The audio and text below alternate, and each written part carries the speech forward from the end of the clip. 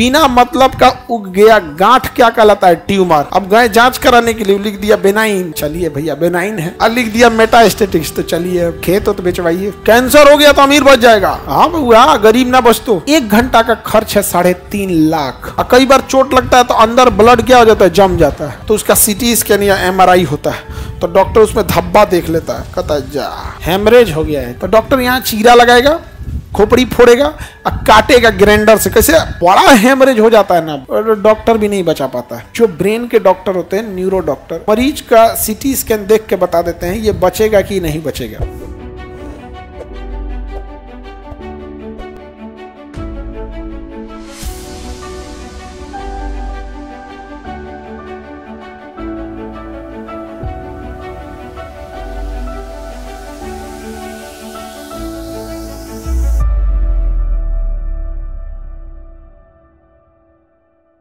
क्या neuron cell में कोशिका विभाजन होता है? कोशिका विभाजन नहीं, क्योंकि इसमें सेंट्रोसोम नहीं होता है।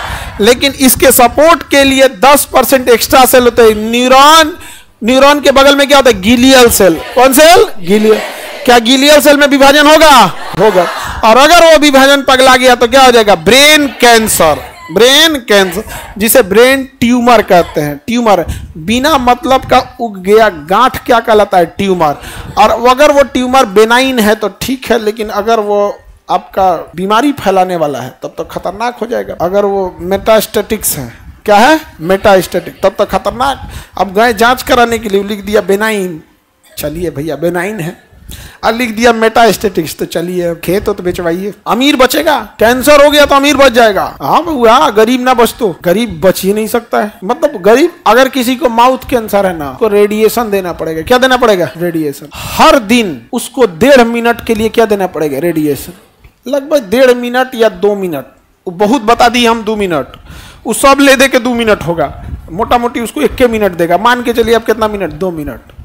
तो उसको 16 दिन कम से कम, नहीं तो 24 दिन, नहीं तो 32 दिन। आप मैक्सिमम मान लीजिए कितने दिन? 32 दिन।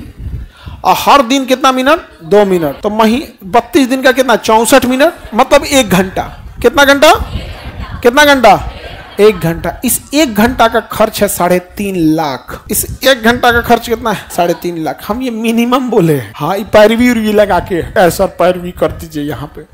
वो गरीब इंसान तो मुंगा देगा, उसका खेत तो बीच बिक जाएगा, क्या कर पाएगा? कोशिका विभाजन सबसे तेजी से अगर हमारे में होती है तो लीवर में, और होती ही नहीं है न्यूरॉन सेल में, होती ही नहीं है। क्या कोशिका विभाजन अच्छी चीज है या खतरनाक? अच्छी चीज है जी।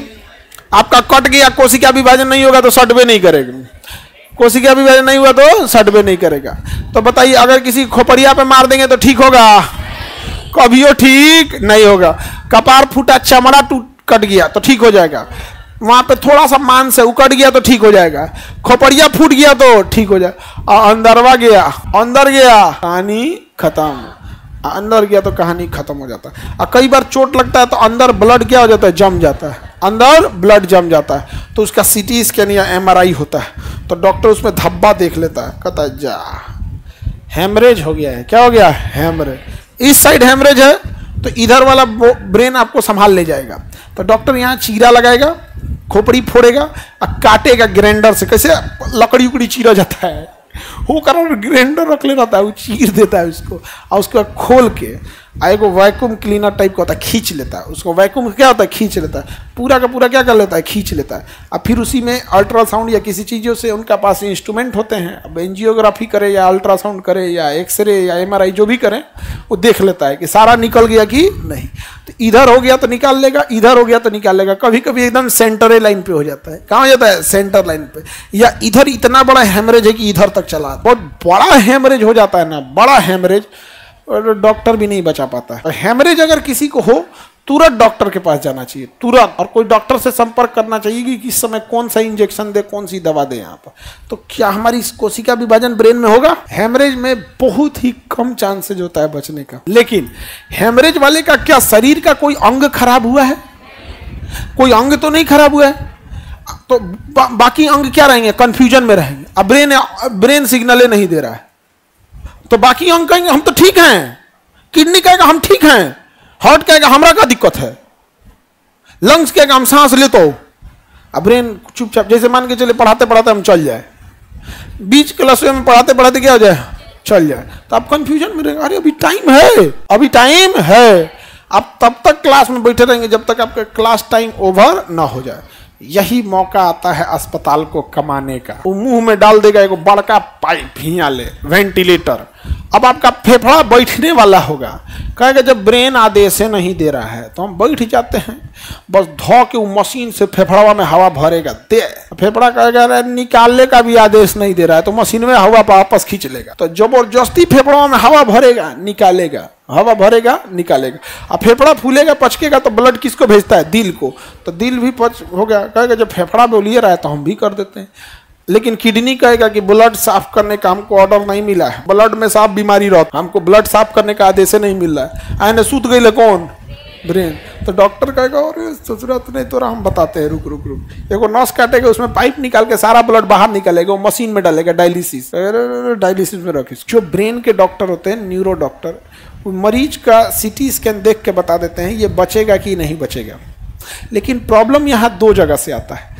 अगर डॉक्टर कह दिया कि ये नहीं बचेंगे, 1-2 दिन में डेथ कर जाएंगे, तो क्या कोई मरीज मानेगा, किसी के घर वाले मानेंगे, कहेंगे डॉक्टर साहब कुछ तो कीजिए, कुछ कीजिए। तो डॉक्टर कहेगा तब एक ही रास्ता है, ऑपरेशन करके देखते हैं। तो लगाएगा वेंटिलेटर और लगाएगा डायलिसिस मशीन, ऑपरेशन कर देगा, आप चुपचाप सुतल है। 15 दिन खींच सकता है, 25 दिन तक धक्का धक, 1 दिन का 1 लाख।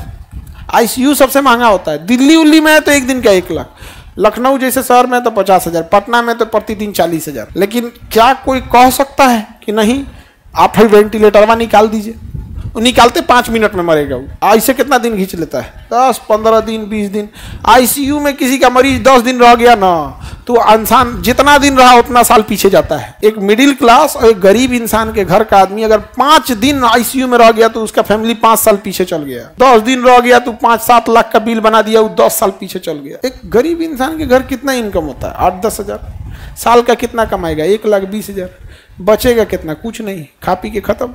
और ओकरा आप बिल थमा दीजिएगा 7-8 लाख का, तो हो गया। तो हमारे शरीर बताइए इसमें कोशिका विभाजन होगा, कोशिका विभाजन नहीं। कोशिका विभाजन अच्छी है या खराब, अच्छी चीज है।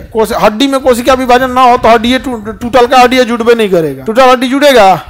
अच्छा हड्डियां ठीक है ठाक है और दंदना के कोशिका विभाजन होने लगे तब कैंसर, बोन कैंसर, उसको दर्द करेगा कि नहीं? अरे भाई बिना मतलब लगेगा बढ़ने। तुम्हारा दरवाजा बरसात के दिन फूल में तनी सा बढ़ जाता है, दरवाजा खिड़की बरसात के दिन में फूल के तनी सा बढ़ जाता है, अब तनी बंद करो ना, भड़ाक भड़ाक बोलेगा वहां पे। उस तरह शरीर का हड्डियां दन दन बोलने लगेगा तो दिक्कत हो जाएगा यहाँ पे। तो डॉक्टर क्या देगा, केमिकल कोशिका को मारने के लिए, तो उसी कहेंगे कीमो।